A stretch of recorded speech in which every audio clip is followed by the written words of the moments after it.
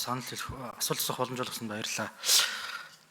За тогтоолын төсөлтэй холбогдлолтой нэлээд чухал усудаа агуулгууд бас орж ирж байгаа юм байна. Гэхдээ бас зохион байгуулалтын хувьд нэлээд тулаад бас мэдээлэл авчлаа. 1026 тодорхой саналуудаа бас нэмэлтээр өгөх одоо боломж байх болов уу гэлөө. За би ямар ч өөрийнхөө саналуудыг томьёолоод асуугаад тэгээ саналаа бас тусгуулах саналуудаа хэлээ явчаа гэж бодож байна. За боловсролын зээлийн сантай холбогдлолтой асуудлыг нэлээд бас одоо хөндөд бас яриад байгаа. За та бид бас ерөнхийдөө санал солилцсон. За энэтэй холбогдлолтой ямар заалт агуулгууд бас энэ орж байгаа вэ? Боловсролыг дэмжих жилийн хүрээнд нэлээд том бас одоо өөрчлөлт хийх ёстой. Нэг хэсэг бол энэ боловсролын зээлийн сангийн үйл ажиллагааг нэлээд одоо сайжруулах чиглэлийн ажлыг бид хүмүүс хийж одоо амжуулмаар байгаамаа. За үүнтэй холбогдлолтойгоор бол үндсэндээ боловсролын хөгжлийн сан болгоё гэдэг ийм агуулга бас яриад байгаа. За бараг 80-90% нь бол одоо буцаанд төлөгдөхгүй ийм одоо тусламж хэлбэртэй болчиход байгаа асуудлыг ер нь боловсролын зээлийн сангийн үйл ажиллагааг заавалчгүй эргэн төлөх ийм одоо хэлбэр рүү оруулаад за тэрийг нь одоо шахдаг тэр тодорхой процесс тэр журмуудын илүү сайжруулах ажлуудыг нэлээд оруулаад ингээд явах нь одоо зөв байна гэсэн эхний санаа байна.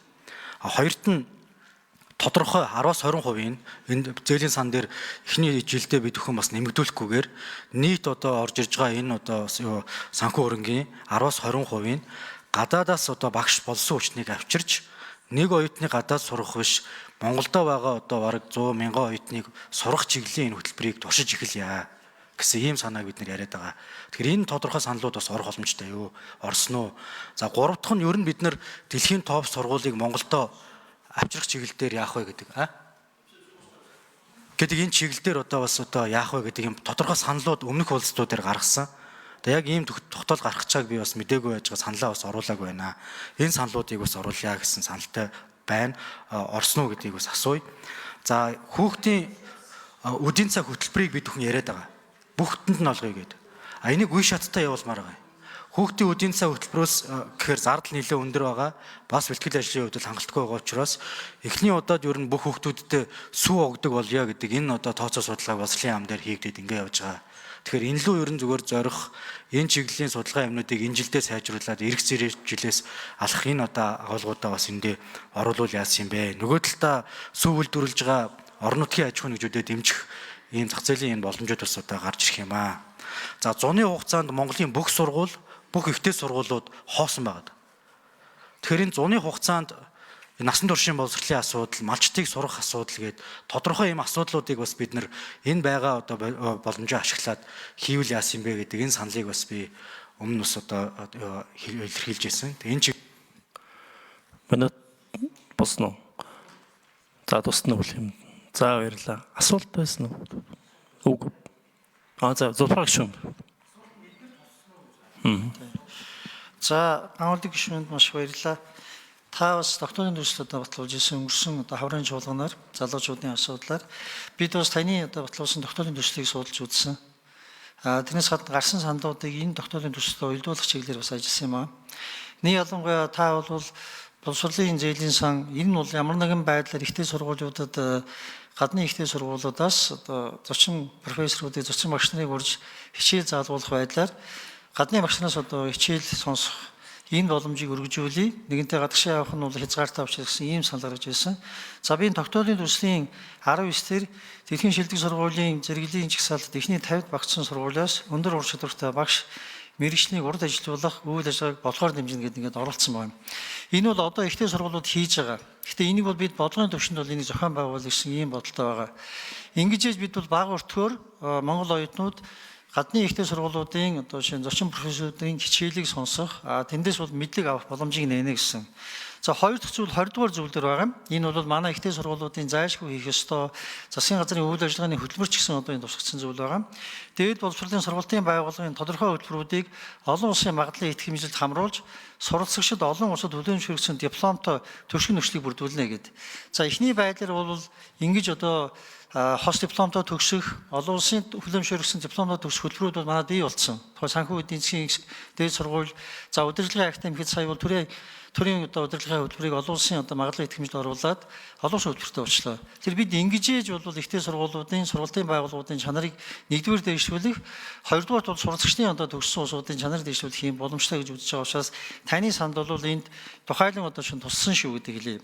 За нөгөөдөгөр яг таны саяны хэлсэн хоёр санал байгаа юм. Үдийн цай болон бусад ихтэй сургуулиудын менежменттэй холбоотой асуудлыг та энэ сандаа бол бас тухайлан бас нэмж энэ докторийн төсөлд тусгуулж болно. За баярлалаа. Гаамлаг шин тодруулж асууя. За баярлалаа. За орчны хүртээмжтэй холбогдлолтой асуудал бүх ер нь 10 жилийн сургууль, ихтэй сургууль, мэргэжил сургууль үүдийн төвүүд дээр бол байгаа. За ялангуяа сая бас бид Саран чулуун гишүүнтэй хамтарч гэрээсээ гарцгаая аяны оюутны хилцүүлгийг би бас дэд хорон даргын хувьд бол бас зохион байгуулсан. Монгол улсад нийтдээ 18-аас 34 насны эд суралцах юм насны 18,800 орчим хөгжлийн бэрхшээлтэй иргэд байгаа юм лээ. Эдгээр иргэдийн 98% нь гэртээ байгаа. Тэгэхээр тусгайлан эдгээр иргэд рүү чиглэсэн за хүртээмжийг нэмэгдүүлэх, за ялангуяа энэ хувийн туслахын үйлчилгээ, за мөн энэ тохируулгыг хөгжлийн бэрхшээлтэй иргэн болгон дээр хийхтэй холбогдлолтой ийм бас саналуд байгаамаа. Тэгэхээр хөгжлийн бэрхшээлтэй иргэдтэй холбогдлолтой асуудлыг тусгасноо нэмэх боломжтой юу гэж. За зөвлөгөө шүү. За баярлалаа. Маш чухал асуулт.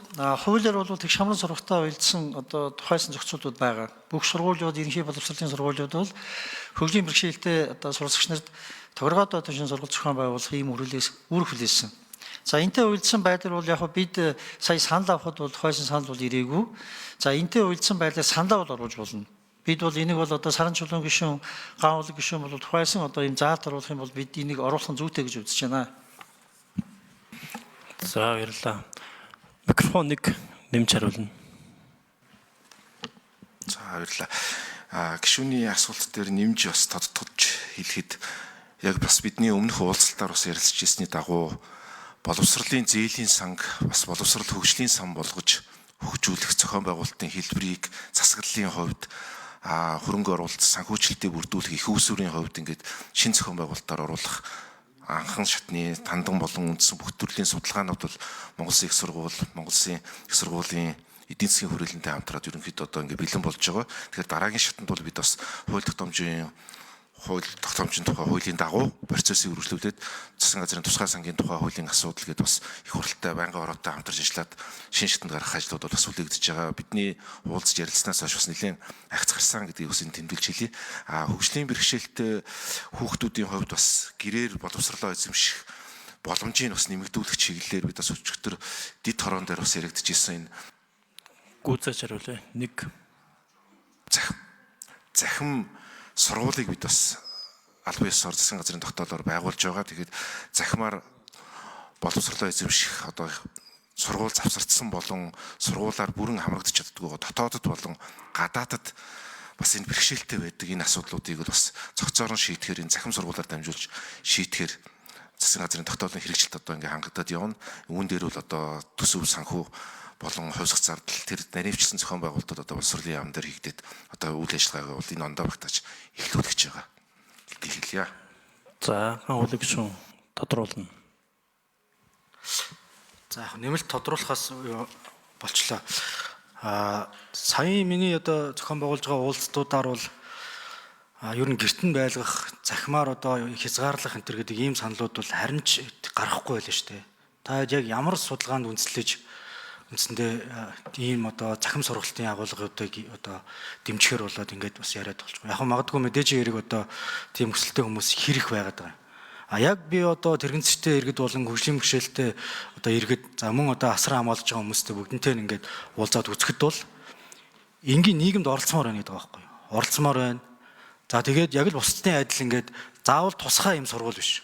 Бусдын адил ингээд суралцмаар байна гэдэг ийм агуулгаар бол үндсэндээ бол яриад байгаа юм л да. Тэгэхээр наа чин буруу ийм ойлголт руу явчих үү дээ. Та ямар судалгаа хийв? Тий. За микрофоныг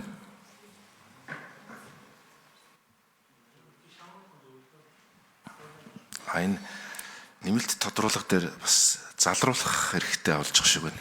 Энэ яг гэртээ сургуульд хамрагдах боломжгүйгээр суралцах тэр тэгш боломжийг хангах зорилгоор бид нар бас шинэ хөтөлбөр боловсруулж захимаар олгох гэж байгаа.